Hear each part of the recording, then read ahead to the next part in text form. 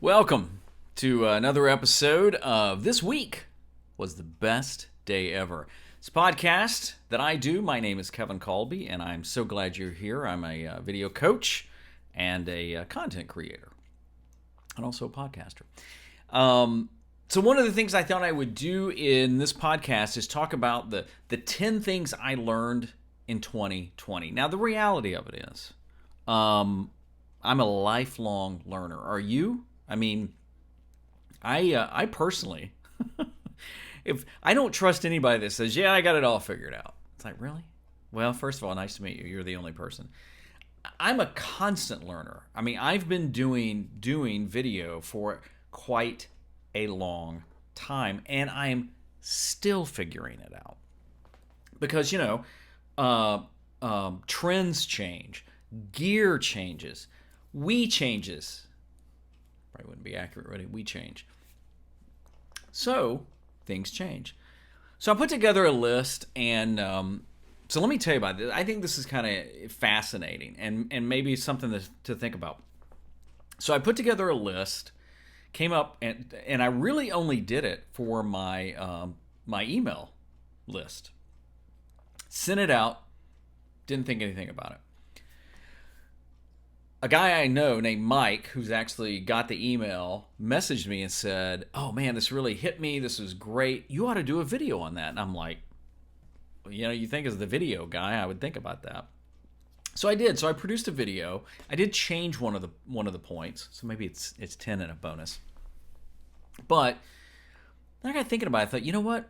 This would be a really good podcast episode because I can go in depth a little bit more, and that's what this podcast is all about. It's all about creating and creativity and using our creative gifts. So hopefully you'll find something in here. So let's dive into it. I'm looking at my notes because I don't want to forget these. So these are the 10 things that I learned in 2020. And by the way, however you're listening to this or watching this, I hope you drop a comment and let me know what you learned, and maybe if any of these really spoke to you. I'd love to know. In no particular order, by the way.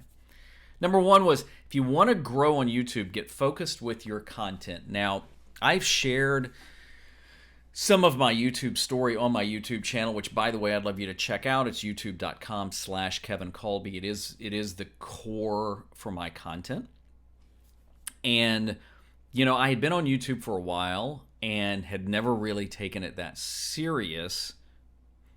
I say that with a caveat. I've always told other people, you really need to be on YouTube. You really need to be on YouTube. You really need to be on YouTube. But yet I wasn't doing it, and then I was on there. So earlier on in 2020, and this is probably for another episode of the podcast, but I really got serious and focused with my content. And I learned firsthand how that could really help your YouTube channel to grow. I had taught people that. I had shown people that. I had believed that. I hadn't put that into practice. So that is something I learned that paid off. I'll give you a little preview that somewhere around March or April-ish 2020, I was around 400 and something subscribers. Now, subscribers are good. I mean, and I'm not going to lie. I hope to be at 10,000 subscribers or more by the end of 2021. We'll see how it goes. But it's really kind of excuse me, it's kind of a vanity metric. So, and then I ended 2020 with about 2,200 subscribers, and it still's growing, and that's great. Number two, helping people feels better than selling to people. Now, I'm a video coach, so I do need to sell my services. I do have clients that I'm helping do more with video, get into video, or just kind of, not only just get started with video, but use video to grow their business or something like that. But I know personally, oh my word, I get so tired of being sold to all the time. In fact, I even struggle with this. I struggle with, hey, do you want this download? Then give me your email. Of course, I'm building an email list so I can send you stuff, right? I don't think there's anything wrong with that. But sometimes it's like, just give it to you. So I like helping people, one, with no expectation of anything in return, but two, I just find it more satisfying rather than trying to constantly sell. God's taking care of me so far. Number 3, adding shows to your Netflix queue has become the new hoarding. Please tell me you're like me. I am constantly, most everything we watch, we cut the cable a long, long time ago, is off Netflix or Amazon Prime. There's a couple other free things. We do an antenna for sports and things like that, but there's also an app called Pluto, which is like free TV. And then sometimes you can, like Peacock, which is the NBC app, came out not too long ago, and it's really good and has a ton of free stuff on it. But for the most part, we watch a lot on Netflix. And what I've noticed is I'm constantly adding shows to my queue. Somebody will go, hey, have you seen whatever show? And I'm like, it's in the queue. Hey, have you seen it? It's in the queue. So what I realize is a lot of times I'm flipping through the queue and there's another show, another show, another show, another show, another show, and then we watch something else. So yeah, that's why I joke that it's become the new hoarding. Number 4, it's okay to try things out that before you have it all figured out. Here's what I mean by that. I heard Cody Wayner, great YouTuber, crazy creative. He tweeted the other day, launch, then learn. And I thought, you know what? There's a lot to be said about that. I tend to try and be a perfectionist, which is bad because it can stop you from just doing stuff. But I think there's this desire to figure everything out before we try it. Yeah, figure everything out. And sometimes you just gotta jump. Now, I don't think you want to go up in a plane and then jump out and figure out the parachute on the way down. So I'm just throwing that out there. That might be bad. But there's something to be said about just trying something before you have it all figured out. Creating a course, doing a podcast, or something like that. So I just throw that out there. Number 5 is diversify your income streams.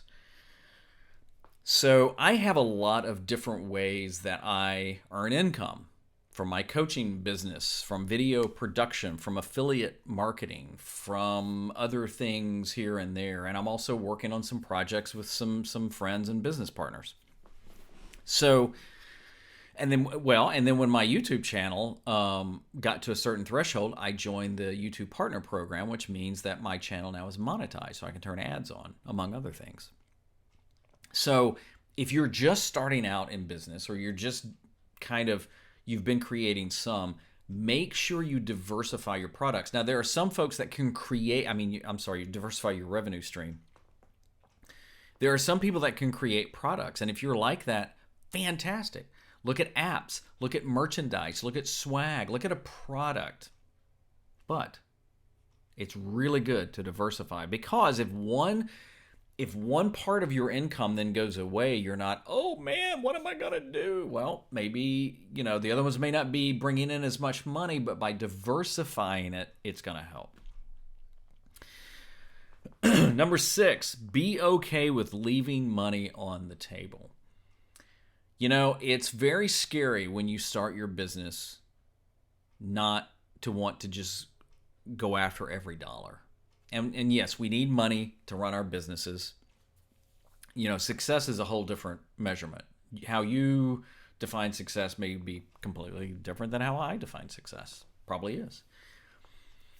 But it's too easy, I think, to say, oh man, so you start reducing your price and you start underselling, you start doing all this stuff, hoping you'll get the deal. And it may be say, you know what? It's just not worth the money. Or that it looks and sounds good, but it's just not for you. I have decided there were a couple of times where I just wasn't going to work with a client for certain things. I actually fired a client or two. That's a whole other story. But, it's okay to leave money on the table. I kind of look at it like this. I've never lost a job I never had. So I'm not talking about getting fired, but I'm talking about, oh man, I lost all that money. Well, did they hire you? No, you didn't lose it. You didn't have it. So be okay with that, walking away from it, leaving money on the table. Number 7, Let clients become friends, then treat them like family. I've heard a lot of debate on this that you shouldn't, clients shouldn't be friends, and if you start working with family, and it can be murky. I get that, and I acknowledge that.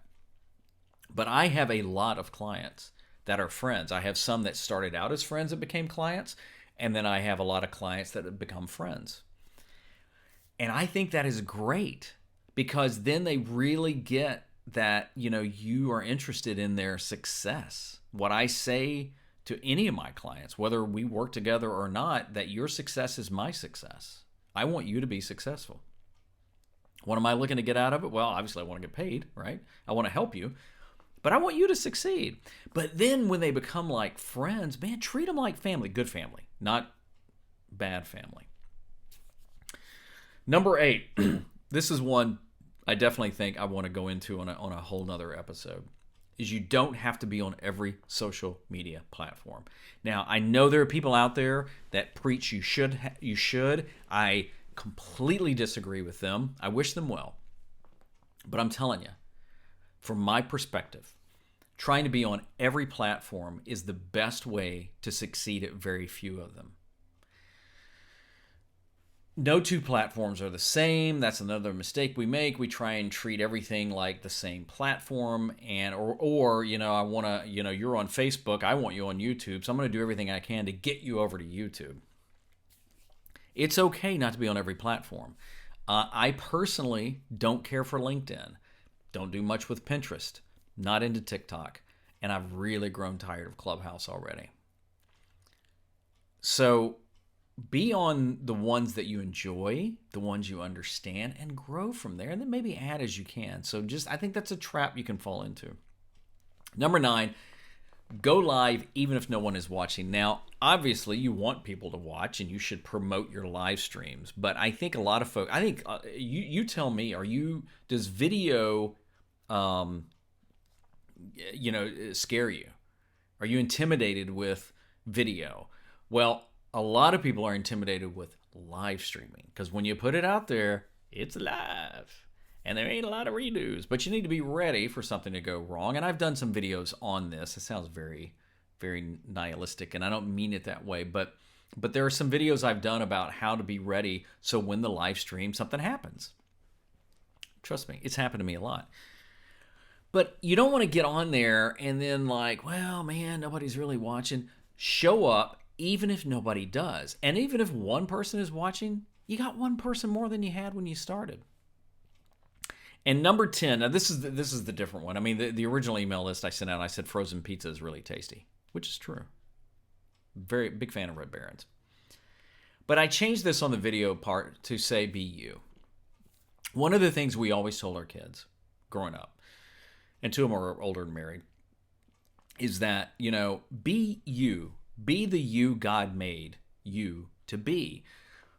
There's too many people that want to be somebody else. Well, I want to be like Peter McKinnon or Casey Neistat, 2 YouTubers I love and love their stuff.